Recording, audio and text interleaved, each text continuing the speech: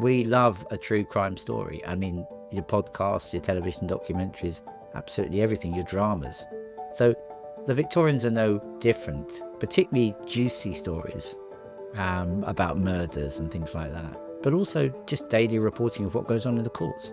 Welcome to the History Extra podcast. Fascinating historical conversations from the makers of BBC History Magazine.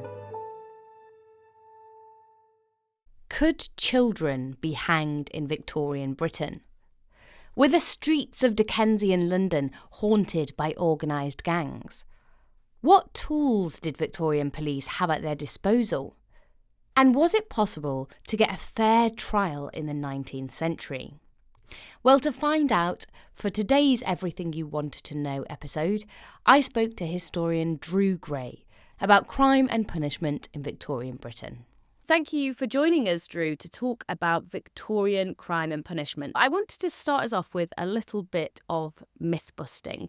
I think that a lot of people might come to this subject probably through period dramas or maybe through literature. And literature, I mean Dickens especially, often presents us with this idea of a Victorian underworld, I'm putting that in quote marks, or a criminal underclass that, dominated London. But how accurate was that in reality? I think that's a really good question because unfortunately, we don't have a time machine, so we can't go back in time, aka Doctor Who, and do this. But Dickens is a really useful source for historians and for the rest of us in looking at Victorian society, because, of course, he lived it. He walked the streets of London, and in his early days, he was a court reporter. So he kind of cut his teeth in writing, sitting in the courts, in the Metropolitan Police Courts in London, and actually looking at what was happening.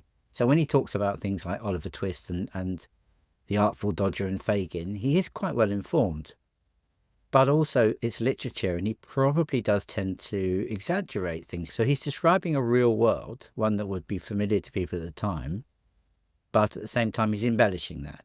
So I think we should take it as a very useful starting point. There are other people in that period, someone like Henry Mayhew, a journalist who in the 1850s was kind of walking the streets of London and walking with policemen and meeting all sorts of characters and having criminals pointed out to him on the streets, all that kind of stuff. But he kind of helps build that idea that there's this subclass of people. And I think the other thing that's interesting there is that the Victorians, of course, this is the age of Darwin, they love classifying things. This is a very scientific age. So I think what you've got there is a desire to create levels of classes within society and designate them as there being an underclass, a ne'er-do-well, a criminal class. And historians have argued about this, as historians want to argue about everything. And we probably reached the idea that a criminal class didn't exactly exist, but there were people who perhaps, committed crime in order to exist. That's not really that surprising. And it's not new. It's nothing new in the Victorian period. But the way that crime is emphasised and spoken about, particularly in the written about, by people like Dickens, by people like Mayhew, and of course the Victorian press, which is really gaining ascendancy and popularity from the 1850s, 1860s onwards, they're talking about crime, they're filling their pages. And they're filling their pages with things like, watch out, there's a lot of burglary about, and burglars are using all these clever things to get into your house. So you need clever things to stop them getting into your house. And that, of course, again, helps to build that idea. And I suppose the final thing there is the creation of a police force. So in the 19th century, in the Victorian period, which we didn't have before, we have professional crime fighters. And they're sort of juxtaposition with professional criminals. And I think that's really important to sort of defining we've got this criminal class, we need a professional police force to fight this criminal class. So there's truth in it, to answer your question, but it's probably not reasonable to think that there's a criminal class as such. It's just there's an undercurrent of crime. Some interesting threads to pull on there, and I want to talk about the police force in a bit more detail later, but just to stay on your point of the press for a second, because it leads us on really nicely to a question that we've had from one of our listeners, Trasker on Instagram, who's asked why was crime reporting so popular in the era? Was it just like the true crime podcast of today, essentially? I love that. I love the idea of a Victorian true crime podcast. Great question. Crime has always filled the newspaper. So if you go back into the 18th century, when newspapers really start to get going, they're very different from the Victorian newspapers and the newspapers we have today. But when there's not other stuff to talk about, they talk about crime. As you move into the 19th century and restrictions on the press come off, so the press is highly controlled in the 18th and early 19th century. And it's controlled in two ways. It's kind of controlled through censorship to some degree, but it's also controlled through price because it's expensive. And a lot of people can read.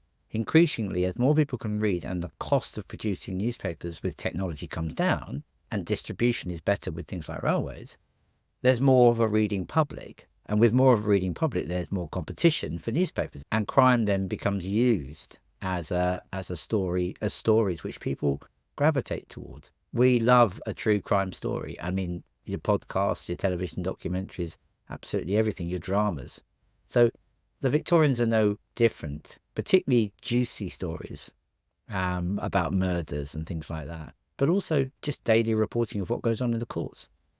So if we do actually look at the courts and we look at the crimes that people were charged with, as that's kind of what we can study here, what were some of the most common crimes in Victorian Britain? Well, they're not dissimilar really to the sorts of crimes that are prosecuted today.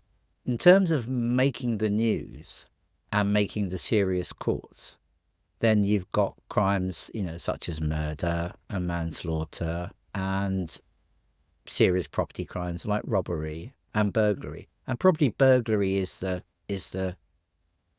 top of the property crimes of the 19th century. And the burglar is the archetypal criminal. And we go back to Dickens, it's Bill Sikes. Whereas in the 18th century, it would have been the highwayman, it would have been Dick Turpin. You've still got crimes like shoplifting and picking pockets. And picking pockets, again, we would think of the Artful Dodger and his little gang, but it's not just juveniles that are doing that. And then you've got forms of fraud, forms of forgery, coining, which is passing counterfeit money. So you might take a big coin into a shop, which is a false coin, and buy something small and get loads of change. And of course, all that change is good money, which you can then go off and use more easily. So it's a con. I think the Victorian period sees all of those sorts of crimes prosecuted in the big courts, and then there's a range of stuff that goes on lower down. That idea of cons is interesting. Is there much sense that there was a lot of organised crime, or does it seem to be more opportunistic? Well, it's both. I mean, for a robbery, you probably don't need to be terribly organised. For a burglary, you might need to be a little bit more organised. And it depends what you mean by organised. Individually organised and planned, or are we talking about gangs? And gangs exist in the 19th century, but they tend to be more like street gangs. They don't tend to be quite as organised in the way that, say, we might see, for example, the BBC's Peaky Blinders series. But you have things like long firm scams, so the classic long firm scam, which we might associate with the craze in the 20th century. They're existing in the 19th century. I've seen examples of that, where basically, you set up a fake business, you order all the materials, your consumable goods. Let's say you're opening a shop or something like that, and you order all the stuff from the suppliers. You give the suppliers your kind of credentials, you get all the goods, and then you don't pay the invoices, and then you disappear. And you've nicked all that stuff. I mean, that's a long firm scam. That's very classic. That takes quite a lot of organising. And if you wanted to create a forgery business, that takes organising, because you've got to have people to make the plates or make the moulds for your coins or your notes. You've got to have people to distribute them. But organised crime in the way that we classically see that is probably more of a 20th century thing. And was there anything that was criminal in the 19th century that isn't criminal now, and vice versa? Yes, there are some obvious things. I mean, there's, as I said earlier, reality is that they prosecute most of the things that we prosecute, and kind of vice versa. But if you take a crime like homosexuality, for example, then that's illegal in the 19th century, and in fact it's almost made slightly more illegal because what they call gross indecency between males, not between females, that's not considered at all a crime. It's made a crime under the 1885 Criminal Law Amendment Act. It's the offence which gets Oscar Wilde. But the last man to be hanged for sodomy was hanged in 1835, which is just before the Victorian period, but is broadly in our period. And of course, nowadays your rights, your sexuality is protected by law.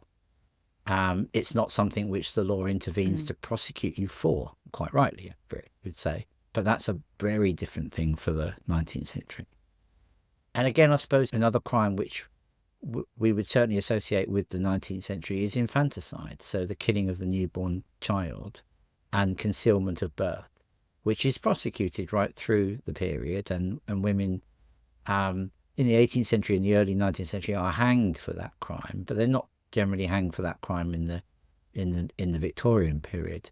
But that remains, I mean, it technically remains offence, but you don't get prosecuted for it these days, and we treat it just as murder. Infanticide is an unmarried woman killing her baby.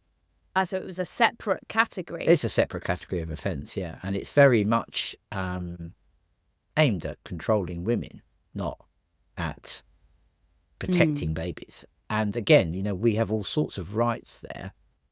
Today, women have rights over their body, over their reproductive rights, which don't exist in the 19th century and couldn't in that kind of society. And I guess if you move forward to now, to things that we prosecute that the Victorians didn't, we prosecute crimes against the person in a different way. So we are much more focused on violence than we are on property crime. And so I mean, almost classically in the 19th century, if you prosecute someone for violent robbery, you'd really be prosecuting them in many respects for the property crime, not for the violence, although that's changing, particularly in 1861. But nowadays, we protect people. There is legislation which reflects our world, and I think then the protection of people's rights in our laws, your rights to free speech, your rights to determine your own sexuality, your own gender, rights of religion. These things are not protected in law in the Victorian period, but they are protected in law in our period. That kind of shows how our society has changed. The law's a really good way to understand how society changes. Yeah, that's so interesting, that shifting emphasis from property to person. I wonder if we can turn now then to policing. You said at the start of our conversation that there was this emergence of an idea that there needed to be a professionalised crime-fighting force. Can you tell us a bit about that force in the Victorian period? Yeah, so the Metropolitan Police are created in 1829, which is just before Queen Victoria comes to the throne. And they're kind of introduced just in London, and then it kind of gradually over the next sort of, we moved right the way through to 1856 before they're established everywhere in Britain. But they're largely a patrolling force, so they're a beat police. They've got a uniform that makes them different, perhaps from organisations that had existed before them, like watchmen and parish constables. But they're patrolling set beats up and down the country. They don't have a detective force until 1842.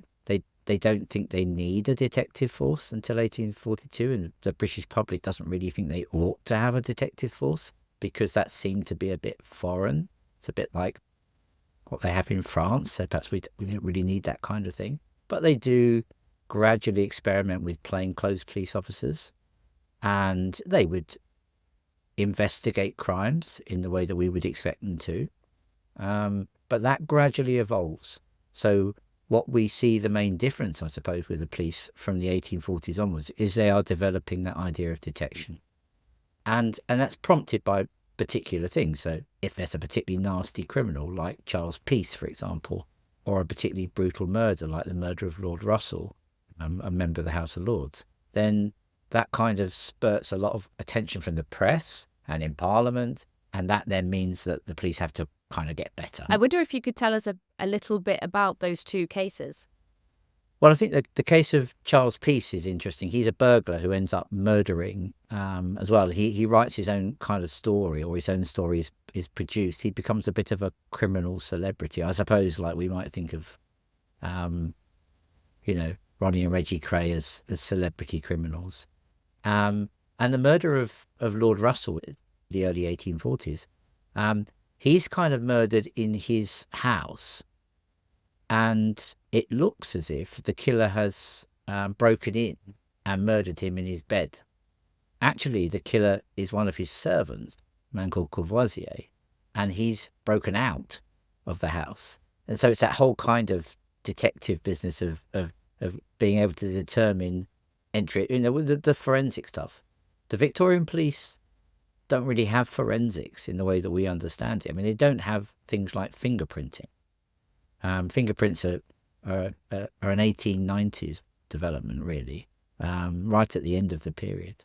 And obviously, they don't have DNA, and they don't have access to CCTV, or they don't have things like walkie-talkies. A pretty hard job then, with none of those kind of tools available to you as a detective. Yeah, I mean, and it's highlighted, of course, really sharply in 1888 when there's the Whitechapel or Jack the Ripper murders, which I'm sure everybody has heard of.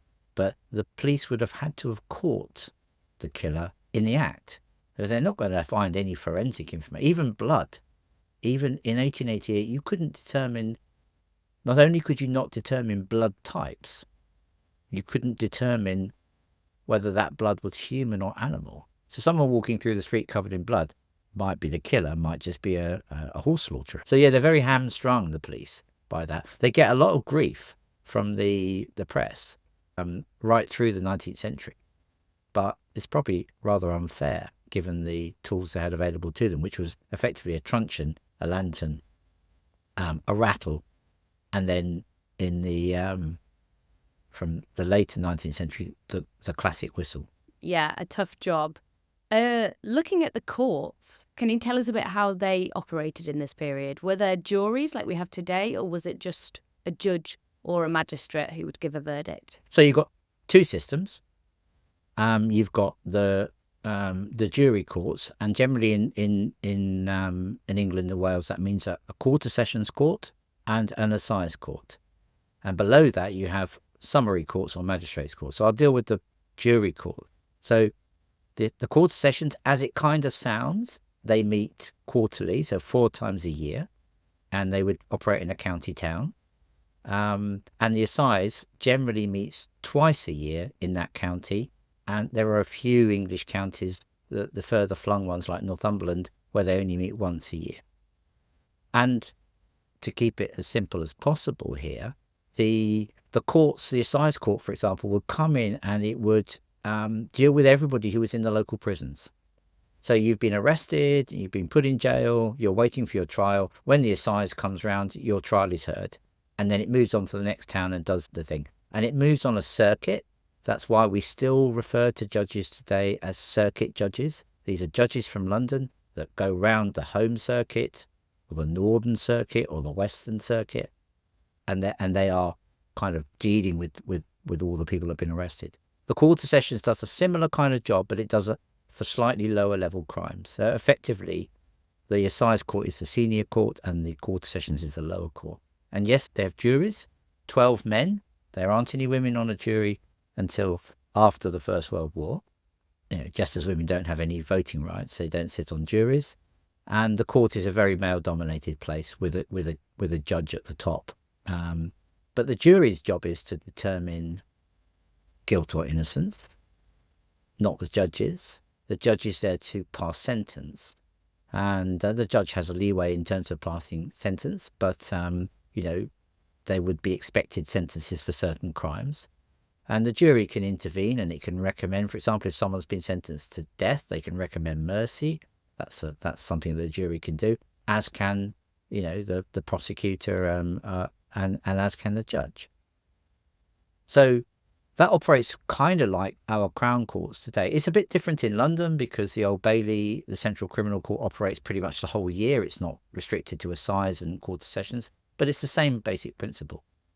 And then when you go down to the summary level, where actually probably 80 to 90% of crime is dealt with, you've got magistrates.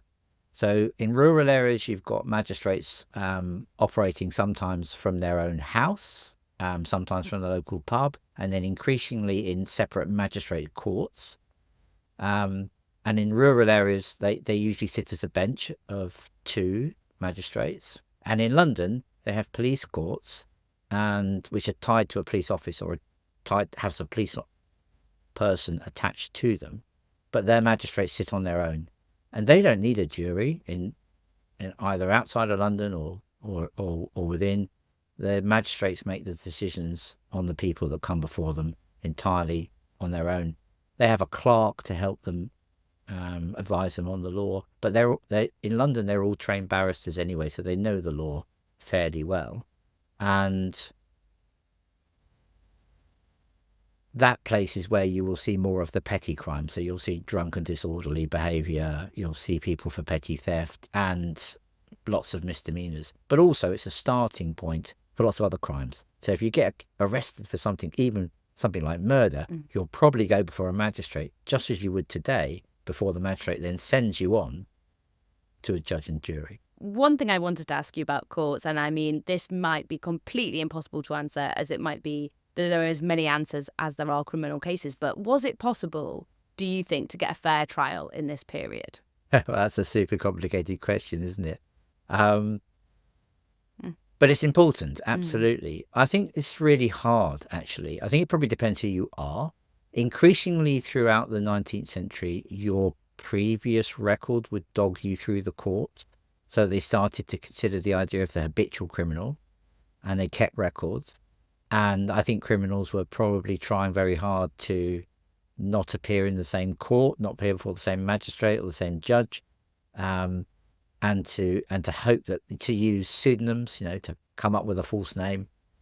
And there's plenty of examples of that. Because if you had a criminal record, then the next time you came before the court, you're much more likely to get a more serious outcome, a heavier penalty. It's only later in the 19th century that defendants get a right to a solicitor, to a lawyer in court. So it's not a given at the beginning of the century. It certainly is at the end. But again, it's a right. It doesn't mean that you can afford one. You're certainly not getting legal aid in the 19th century. So you could argue that it's difficult to be properly represented in court. The court's made up of people who are of a higher class normally than the person who's standing in the dock. So you're not really judged by a jury of your peers. It's not fair to say that the jury is made up of rich people. That's not the case. It's made up of a cross-section of probably middling to upper working class people in the 19th century. So for most of the people in the dock, they're very different from them. And your prison conditions are pretty bad, so you're not going to be looking your best when you arrive in court. The question is whether you could get a fair trial. I think you probably could get a fair trial, but trials are often quicker than they are today, swifter than they are today. There's less emphasis on evidence because the police didn't have the forensics to make it absolutely clear that this person did this person was in that place. So a lot of it will be based on what people think and perceptions, and obviously the press contribute to that in their conceptualizing of criminal class, the sorts of people who would do this. So yes, I think it's possible but difficult. Yeah. I think this era has a reputation for punishments that are disproportionate to the crime. Do you think that that's true? And if so, can you give us any examples? I think that it's probably true by modern standards. I think we would see that the Victorian penal system was harsh. It's certainly not true necessarily by the previous century, where you could be hanged for all sorts of offences. By the 1830s, by the time Victoria's on the throne, there are only a small number of offences for which you can be hanged. You can be executed. So murder primarily, rape possibly, but unlikely, treason. These are the only offences. Whereas you could have been hanged in the 1820s for picking pockets or stealing from shops or all sorts of things. So I think in that respect, it's kind of changed quite a lot. But the criminal justice system's prison system was kind of much harsher, I think, than it would be seen to be today. So quite long sentences in very difficult conditions with very poor food, uncomfortable prison systems, and hard labour, harsh work, and lots of manual work, and then lots of kind of non-productive things you had to do, like walking the treadmill or turning the crank handle, or carrying boulders and things. Well, that's interesting because our listener Max has asked a question about pointless tasks, like you just mentioned there. He's asked what was the thought process behind assigning that. And other people have also asked about hard labour. I wonder if you could tell us a bit about what exactly hard labour was. Yeah. Okay. So I'll start with hard labour. I mean, hard labour could be in prisons like Portland prison on the south coast. So prisoners would be sent there, particularly as a national prisoner. This is really in the middle of the century onward. They'd be sent there to work on great public works like improving the defences, for example. Building the sea defences. We're still potentially at war with countries like France, for example. So you want to do that, building the docks, that kind of public works, building roads. So prisoners were set to that. That's very hard work, but it's not dissimilar work to an ordinary labourer would be doing in building our roads or railways. But then there are forms of hard labour which might include things like sewing mailbags or breaking up the old rope that used to be used in for the rigging in ships, which is all covered in tar, and you're basically unpicking them so that can be used again. That's incredibly hard work, and because it's really hard on the fingers. And it's backbreaking work. They don't provide you with ergonomic stools to sit on to do this kind of work. It's very basic. Aligned to that are tasks like breaking rocks, which you could say are useful because they might be used for, in road building. But actually, I don't think that's the point of it, which comes to the other really interesting question there. Why set pointless tasks? Why ask somebody, for example, to turn a crank handle? The resistance on the crank handle can be adjusted by use of turning of a screw by a prison warder, which may be the reason why prison officers are colloquially known in prisons as screws, because they turn the screw to tighten the handle. I don't know that that's true, but it's a nice story. Or the treadmill, where lots of prisoners are walking on what is like an exercise machine that we would pay lots of money to go to a gym for today. But they're doing that, and they're doing that for set numbers of steps. And you can determine, the prison can determine, either the officers or the governor, how many steps you take. People are climbing huge amounts. Now, why would you do that? So I think there are two reasons. One is a positive reason, vaguely a positive reason, which I think early reformers had, and the other is less positive. So in one respect, if you're concentrating on that kind of pointless task, it's quite meditative in a way. It might be physically exerting, but it's meditative. So you can meditate on why you're there, why you are in prison. What have you done? How could you change your life? How could you rehabilitate yourself? The other side of that is, if you have got people working physically very hard at pointless tasks or at tasks with a point, you wear them out. You break them down. They're exhausted.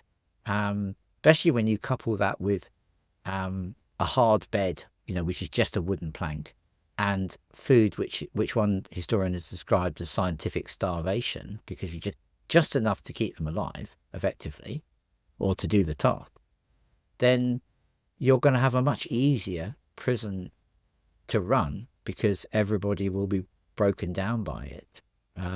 Everyone will be passive. It's a really interesting question, and I think I find prisons in the 19th century really interesting because a lot of people were debating what they should be for. whether they should be reformed. What was the aim of imprisonment? I wonder if you could give us a sense of some of those debates. Absolutely. The debates start in the previous century. They start in the 18th century, when we start to talk about prisons. And you have people like John Howard, who is visiting prisons, and in the early 19th century, someone like Elizabeth Fry, who actually most of us will know because she used to appear on the £5 note. And there's people like Jeremy Bentham, the utilitarian philosopher, who sort of advocated the idea of the panopticon prison, the ability to watch prisoners all day long, effectively, which again, the surveillance of prisoners would also help them to have this kind of, rehabilitative epiphany, that they realise that what they've been doing with their life was wrong and they'd change.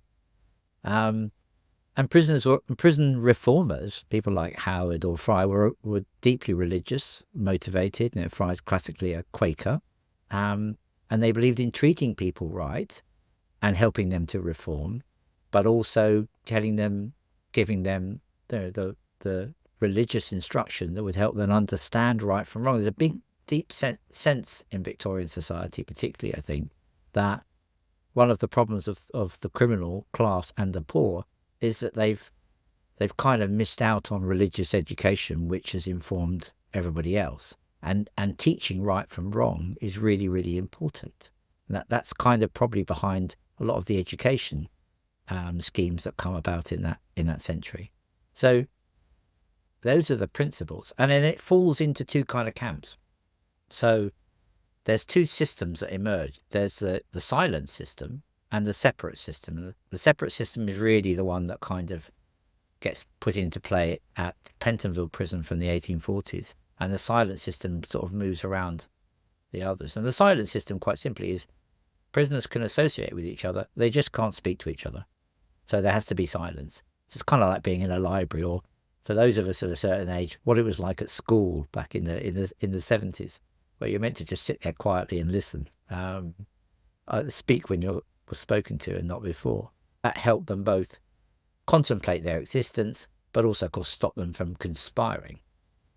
Then the separate system is kind of taking that to an extreme, where prisoners are not really meant to associate with any other prisoners. So they are ideally, they're in a single cell. They don't see anybody else. If they come out for work, they might have to wear a hood. We've seen pictures, classic pictures from Mayhew and Binney's study of prisons in the 1860s, of prisoners at Pentonville wearing a sort of a mask, so that nobody can see who they are. Everyone looks the same. And then even if you went to chapel to have your religious service, there are little booths. So I think Pentonville has booths so that you enter from the back, and whilst the vicar, the chaplain, can see everybody's face, nobody can see anybody else, because you're all kind of like in a little voting booth type thing. So that kind of separation is really important, but it's terribly punishing and isolating. So it had the effect of really giving what we would understand as very serious mental health issues to prisoners, which of course makes it harder for them to rehabilitate, and makes it harder once they are released to come back into the community. And then from the 1860s, you have the Habitual Offenders Act. So when you come out of prison, technically speaking, for a period of time, you have to report into the local police. You've come out, you're mentally and physically damaged by prison. You look like you've been inside for several years because you're really pale-skinned and your hair's dreadful and you're emaciated. Then you can't find work and you have to report into the police. So everybody knows you're an ex-criminal. It's terribly difficult to get back on the right pathway. Quite a harrowing experience then. Laura Bellis on Facebook has asked about punishments of children and how they were treated in this system. Were they subjected to the same kind of punishments as adults?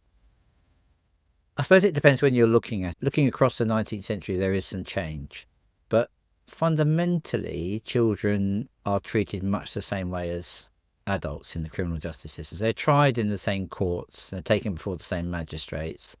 The age of criminal responsibility in the Victorian period is 7. So by contrast, in Britain today, it's 10.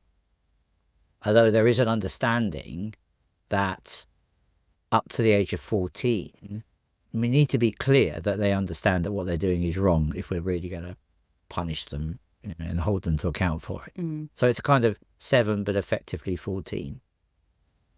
So if I take the most extreme punishment, which is hanging, children as young as 14, 15 were hanged in the Victorian period, but it's very, very rare. There are a lot of 17-year-olds and some 16-year-olds that are hanged, and it's invariably for those sorts of offences, the most serious offences. But it's more likely that being a teenager, being a young person will mean that even if you are prosecuted and found guilty of something, the most severe punishment won't be given to you because of your youth. It will be taken into consideration. You'll get a commuted sentence. When it comes to more general punishments, I mean, children can be and were given corporal punishment, so they would be flogged or given birch strokes, and that was usually administered by the police sergeant. And sometimes you get reports of a juvenile that's gone before a magistrate has been given 12 stripes of the birch rod, and that carried out by the policeman, and you can hear the screams and the wails, and that upsets the local community as well. So that's kind of interesting that we're already thinking about cruelty to children in that period, but that's perfectly okay. You can fine children, although of course that's probably going to be paid by their parents. They can be sent to prison. There is a purpose-built juvenile prison, Parkhurst Prison, which is on the Isle of Wight, which opens in 1838 for young people specifically. It closes for young people in 1852 because the system is so dreadful. Young people are held on hulk, so these are decommissioned naval vessels that are held, like in the Thames or at Woolwich or wherever, and they're held there until the 1860s, when we stopped sending people to Australia. They're transported. That's probably quite a good thing because they get taken out of their environment and get a new environment. That's not so bad. I suppose the big change is in the 1850s when a lady called Mary Carpenter campaigns to treat young juveniles differently, and it's called the Reformatory Movement, and she persuades Parliament to create reformatory schools where you can send young offenders to a reformatory school where they'll be treated differently, and they'll be educated. Unfortunately, Parliament being Parliament, it insists that they have to go to prison first, so they have to spend a few months in prison beforehand, so they don't escape prison altogether. And that prison will mostly be the same prison that you send anybody else to. And then a couple of years later, they create industrial schools, which are similar sorts of things, but for slightly older children. So the answer to the question is they could be punished in exactly the same ways as adults. And they're not separated out from that system until the 20th century, until after 1908 and the Children's Act, when we start to think about children a bit differently. Something you mentioned incredibly briefly there was penal transportation, which was used as a punishment by Britain up until the 1860s. So what was the thinking behind that system, and do you think that it was successful in its aims? Transportation was important because that was a way for us to get rid of criminals we didn't want to execute. We couldn't execute everybody that we would have found guilty of all the offences in the 18th century. They could be executed for. Otherwise, we'd just be executing people all day long, every day. So that'd be ridiculous. So transportation was an alternative. And then, of course, the American War meant we couldn't transport them there after 1776. So we had to find somewhere else. And conveniently, we discovered Australia. I mean, maybe other people had discovered it beforehand, but we colonised Australia. And so in 1788, the first fleet arrives with Australian convicts. So I think there's historians would probably say there are various reasons behind transportation. One is getting rid of criminals. We don't have a proper prison system in England and Wales until the 1830s, 1840s. So that's not an alternative to execution. Transportation is.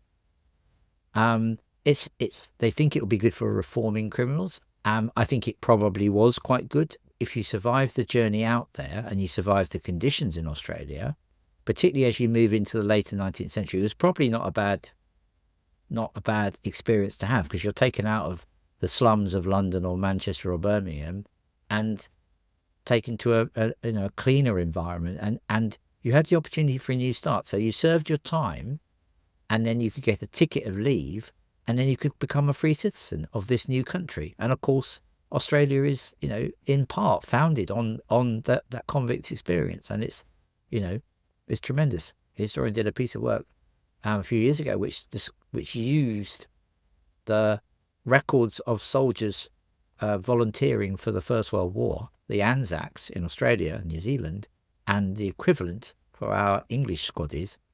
And the Anzacs were a lot healthier and fitter and taller than the English, probably a reflection that that's the same demographic of people, but their opportunities of developing in that new world gave them that advantage. The other side of it, of course, is that convict transportation to Australia was about establishing a new colony. Nobody wanted to go there. I mean, Australia today is a fantastic place that everybody wants to go to, but nobody wanted to go there in the 18th and early 19th century because it's on the other side of the world, and it takes you the best part of a year to get there. You might have well have said, do you want to go and start a colony on the moon? So I think that's those dual things. It's getting rid, and it's creating a colony. And of course, the reason it comes to an end is because we develop a better prison system, and also, and quite understandably, the Australians, that new society there, say, we don't really want all the dregs of your prisons and your police courts. Please, can you stop sending them over? So they stop. Something else you mentioned very briefly earlier was prison hulks, and this is something that a listener, Nicola Surgis, has asked about. He asks, were they typically reserved for a specific class of offender, and did conditions vary from that of ordinary prisons? I don't think they are reserved for a particular sort of offender. They're often used in the Victorian period as a transit hub. So they're effectively where you're putting prisoners before you then send them on to transportation. So until the 1860s. And I think that's where Dickens' brilliant description of a hulk in Great Expectations comes from. The criminals there are waiting to be transported. So in some respects, they're being acclimatized to life on a ship before they then spend life on a ship for 6 months. We do find young offenders on a particular ship in the Thames down at Woolwich, I think, in the 19th century, and it's fantastic because we have a record of that because a guy called William Augustus Miles at the time went and interviewed these young offenders, so he gets to talk to all these Whitechapel lads and Lambeth lads who are in there for all sorts of offending, and they're in for picking pockets, stealing handkerchiefs, just like the Artful Dodger and his cronies. The conditions in there are horrible because you're on a ship and which isn't moving, and so I think they're cold in winter and horribly hot in summer, and very stifled. No place for exercise. You're not exactly going to have a swim. So it's very unpleasant. That said, Victorian prisons are unpleasant. So, I mean, they're commensurate really with that experience. So it certainly shouldn't be thought of as a, cruise ship, for example. No, not at all. Finally, I wonder if you could just tell us a little bit more about corporal and capital punishment. So what forms of corporal punishment were used aside from hanging? And was hanging the only means of execution in this period? Most corporal punishment is just flogging, and it declines quite a lot. It exists throughout the 19th century, and there are attempts to bring it back into being used more often, but it's more often seen as an 18th century punishment, and it used to, in those days, it used to take place in public, and I think by the 19th century it takes place within the prison walls, or as we see with the juveniles, where it might well be used because it would make sense to beat children. Sounds like a terrible thing to say. It makes sense in a Victorian concept to beat children because that's how they would have dealt with children in schools and at home. We wouldn't do that today, but it is interesting actually that corporal punishment of children, and in fact of people in society, stops in civil society more quickly than it does in the army, who maintain that right through the period. and the Navy, and also in schools. So that kind of corporal punishment exists, but it's flogging and it's caning effectively. Capital punishment by the Victorian period is pretty much reserved for murder. For rape until 1841, and I said for treason, it continues throughout the period, but it's such a rarely prosecuted offence. And it's always hanging. So hanging in public, so at a gallows, which is usually constructed outside or on the roof of a prison. That's the norm by the Victorian period. In the previous century, could be all sorts of places, but here it's now reserved for the prison. So classically, Newgate Jail in London, London's premier jail. The morning of your execution, or the night and the morning of your execution, the gallows is erected and you are executed in front of a crowd of people. You're taken out onto a platform. A rope is put around your neck. Most usually a bag or a hood is put over your head. The chaplain will administer the kind of last rites, confessions, etc., etc. That's usually been done beforehand, but there'll be a religious element to it. And then the executioner will pull a lever and you'll fall through the trap. And hopefully the fall will break your neck. You'll die instantly. That doesn't always happen, unfortunately. Some people die much more slowly. And the executioner will always leave the body for an hour hanging to make sure that you are dead. As we move through the 19th century, there's probably a little bit more science being applied there, but it's still relatively limited. We do have cases of people who the trap didn't open, for example, they weren't dead straight away. We have cases where people have to pull on the legs, as they always have done previously, to make sure that the person was dead. That would be the executioner's job. That's really unpleasant, but that's just the reality of it. Unfortunately, hanging is not a clean and efficient way of killing people. The last public execution in Britain is in 1868, and that's the execution of Michael Barrett in London for putting a bomb in. Well, he was accused and found guilty. He probably wasn't guilty of trying to blow up Clerkenwell Prison. I think 12 people died, 100 were injured. That was in 1868, 1867, 1868. And Barrett is the one who's the fall guy. This is an act of Irish Republican terrorism. That's how it's seen at the time. Thereafter, executions go behind the walls of prison. So if you go and visit a prison today, like Wandsworth in London, you'll still see that they have the place where they used to execute people. If you go to the Galleries of Justice in Nottingham, they've got a mock-up of the inside as well as the external gallows. So you can kind of see that. They probably exist in all our great Victorian prisons. They're obviously not used anymore, and there's a condemned cell. So the principle's the same. You're still going to go through a trap, but the only people that are there will be a small number of observers.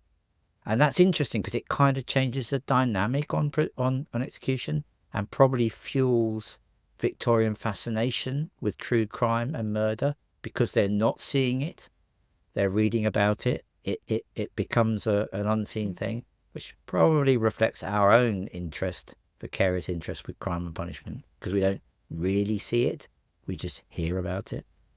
Very interesting stuff. I might throw one final question at you, Drew, which is, you spend your days looking at this stuff, crime, punishment and policing in the Victorian era. Why is it so interesting historically? What do you think that looking at this side of Victorian society can tell us about the Victorian era as a whole? Yeah, good. That's a good question, Ellie, and one that I probably ask myself. Why do I?